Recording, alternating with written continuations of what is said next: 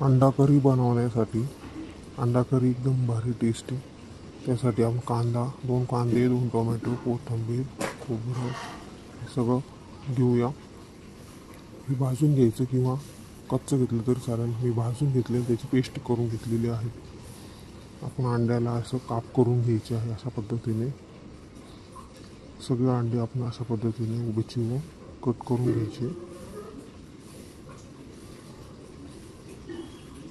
उभे कट करून सर्व अंडे घेतलेले आहे।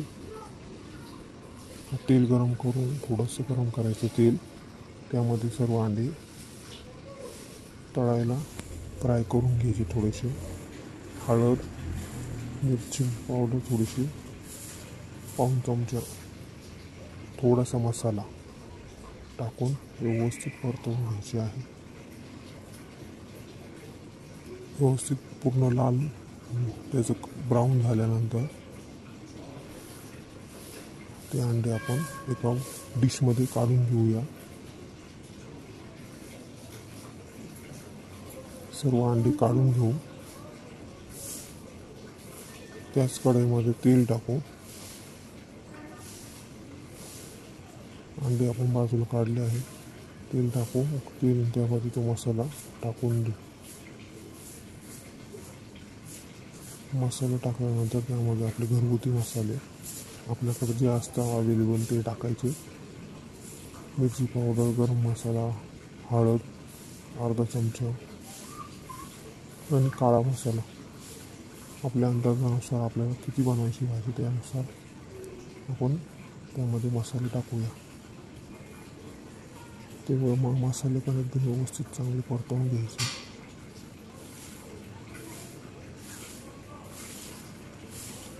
आपण कांदा खोबरं भाजून घेतलं तरी चालेल किंवा कच्चं बारीक केलं तरी चालेल। त्यामध्ये अंडे टाकून घ्यायचे।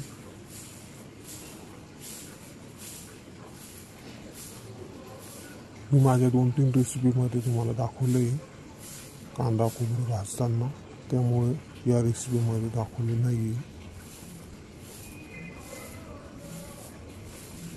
आपण भाजून घेऊ शकतो किंवा 2-3 मिनटं अंडे परतून झाल्यानंतर त्यामध्ये पाणी टाकूया। आपल्याला किती ग्रेव्ही पाहिजे त्यानुसार।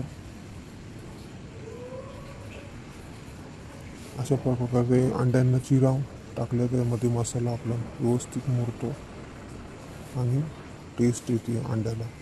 त्यामध्ये चवीनुसार मीठ टाकून आणि भाजी उकळून घ्यायची। मस्त उकळून झाल्यानंतर त्यामध्ये कोथिंबीर टाकायची। 5च मिनटं उकळवायची, जास्त उकळवायची नाही, कारण जास्त शिजले अंडे उकडलेले असताना। मग आपण सर्व करूया डिशमध्ये। अशा पद्धतीने आपली अंडा करी एकदम टेस्टी तर्रीदार होते।